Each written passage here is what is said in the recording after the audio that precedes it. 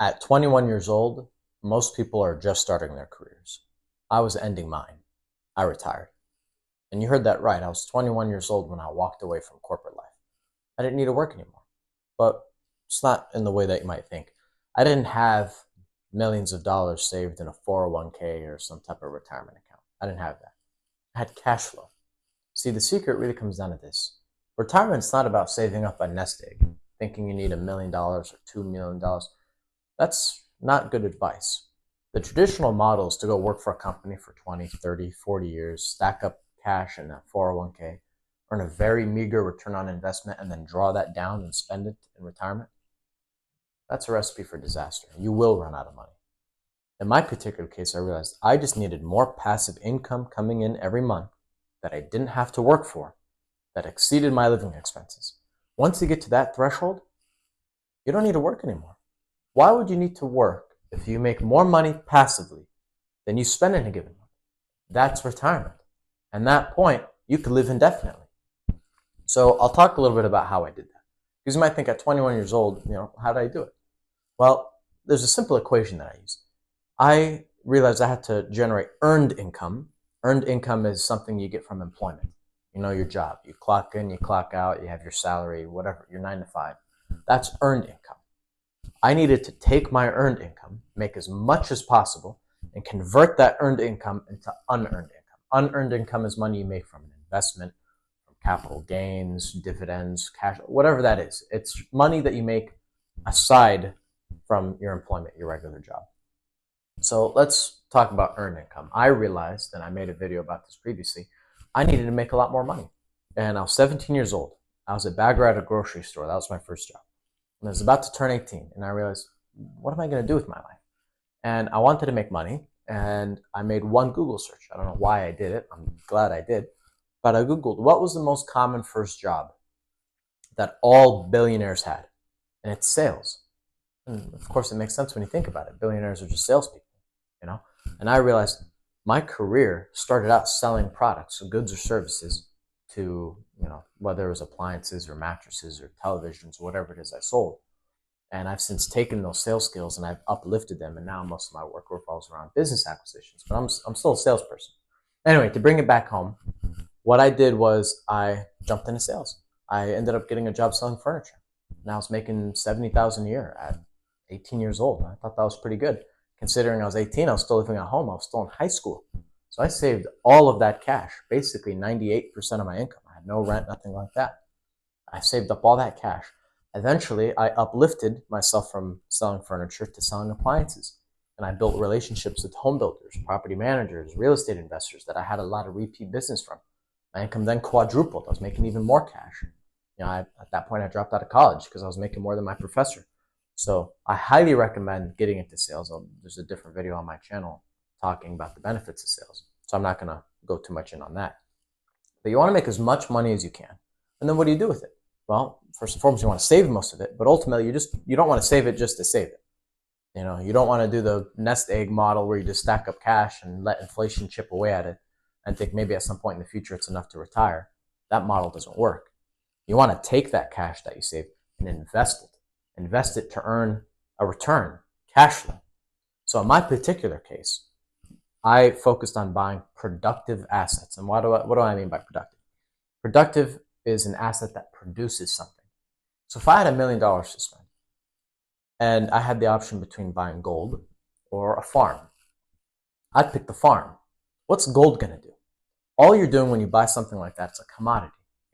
You're hoping that somebody pays more for it than you did. That's all it is. You could have that gold for 100 years. You could touch it, smell it, fondle it. I mean, whatever you want to do with it. Stare at it all day. But in 100 years from now, you will still only have that gold. But if you buy the farm, in 100 years, you're still going to have the farm. But you're also going to have all the soybeans and the wheat and the cow milk and all the dairy, all that stuff that you generate. Because the farm produces something. So now you have the farm and you have everything that's produced in the 100 years that you've owned it. So using that mindset, I looked at, okay, well, what am I going to buy? You could buy stocks that generate, and pay out dividends. In my particular case, I decided to do real estate. And really, the truth is, a monkey can make money in real estate. It's easy. I mean, anybody could do it. But with real estate, you could buy a home, You'll still have the home years later. You have all of the cash flow that that property produced. And so, again, how did I make that leap now? Because I figured out the earned income portion. I was making a good living. And I could have just stopped there. I could have just did that for the rest of my life, made a few $100,000 a year, and, that's good. But to me, I value freedom. I needed to be able to escape the shackles of a 9 to 5. So I took all of my cash and I rolled it into investments. Now, if I go back to when I was selling appliances, I built a lot of relationships with real estate agents who maybe they were investors on the side. So I contacted one of my clients who I used to sell appliances to, and I worked with him to buy my first home. And now initially I bought that home for myself. It was my primary residence. It was a 4-bedroom home. I ended up renting something I do recommend, house hacking. I rented out a few of the other bedrooms to some roommates that I went to school with. So effectively my living expenses were zero. So I did everything I can to minimize my expenses and everything I can to generate additional cash. But then it all changed when I wanted to buy a second home. I realized, okay, I got my home for me to live in. Well, now I want to buy another home so I could rent it. But I knew nothing about real estate investing. I've never rented it, never managed, nothing like that. And this is where the power of a mentor could completely change everything. If you have no track record, if you have no experience, if you have, no history of doing anything, well, you can learn through trial and error, but that's costly, it's painful, and it sucks. So how do you skip that ungrateful process? Well, you get a mentor. So in my particular case, the man who sold me my home the first time around, I called him back. And, well, it turns out he was a real estate investor and he had a big portfolio of properties. So basically, to make a long story short, I kept begging the guy, let's do a deal together. Now, this guy, was a little bit lazy and satiated, and he liked what, he built for himself. But I was young, I was hungry, I was willing to do whatever it takes. So I convinced him to do a deal because basically I told him, whatever you got to get done. If you have, a leaky faucet in one of your homes, I'll take care of it. If you have to go run and drop something off at one of your other properties, I'll do it. I became a valuable asset to him. And he loved it. He realized that if he needed to get something done, he could call me and I'll take care of it. And so that earned his trust. And he ended up feeling comfortable to do a deal with me. So what I did is I bought my second home. Again, I took all my earned income that I was saving, put a down payment down on a second home. Now, in my particular case, we did a very specific niche. In my particular case, it was an insurance-based. Insurance companies paid us to put somebody who's relocated out of their home. Say, you're in Florida, hurricane comes through, blows the roof off your home, and you need to be relocated. Well, part of your insurance declaration is to find relocation housing. And so with the niche that we had, fully furnished homes, there was a lack of really good quality homes, and there were very awkward contracts. So we were able to get $7,000 to $11,000 per month per home. I realized very quickly I only needed a few of these, and I didn't need to work anymore. So to make a long story short, I did my first deal with my mentor. It was successful. From the day we closed to the day we rented it, it was 13 days after we closed.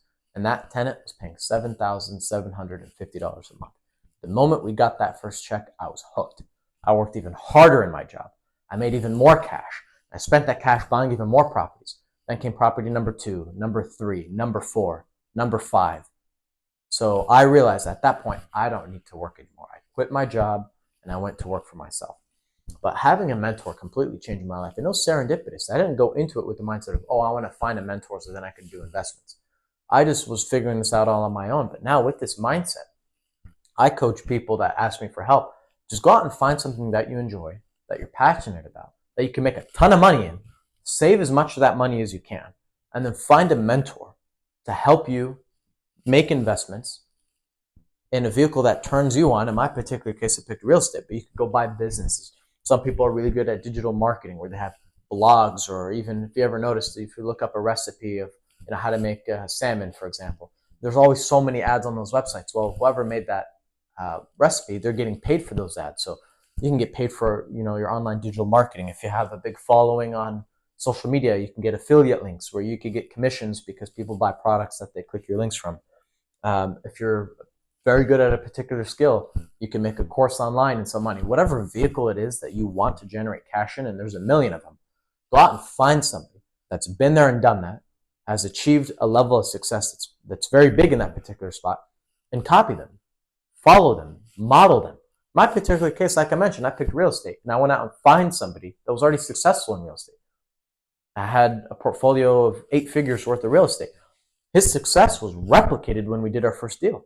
Now, I walk around talking about how I'm a successful real estate investor, but really the truth of the matter is I leveraged off of his coattails. Now, I know how to do it on my own now. And even though I gave up half the deals when we did them in the beginning, we're 50-50 partners.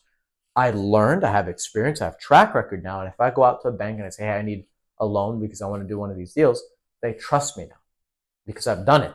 I've done it multiple times. So in essence, you don't need a big lump sum of cash. You just need cash flow. And so how do you do that? Go out and get a job where you can make a lot of money. I highly recommend sales. Reduce your expenses as much as you can. Generate as much cash as you can. Basically, you have a margin. You have your money coming in, you have your money leaving. Whatever that discretionary income is left, instead of spending that, instead of wasting it, instead of going out to eat every night or going to the clubs or something, invest that money. I was frugal as hell. You could ask my friends that I went to school with. We would go out to a rec center. And they all wanted to go out and work out. I didn't want to work out. And it was a $3 entrance fee. I bitched. I didn't want to pay the $3. So my friends looked at me and said, why are you being so frugal? I didn't want to spend it because I realized that every dollar I spent was a dollar I wasn't investing. And so as much as that cash as you can, you want to save. Then you want to invest it in a vehicle that is a productive asset that generates a return. And ultimately generates cash flow that you can put in your pocket. And to bridge that leap when you don't know what you're doing, find a mentor. I'll make a video on this channel about how exactly you could find a mentor. There's great resources. LinkedIn is a fantastic tool.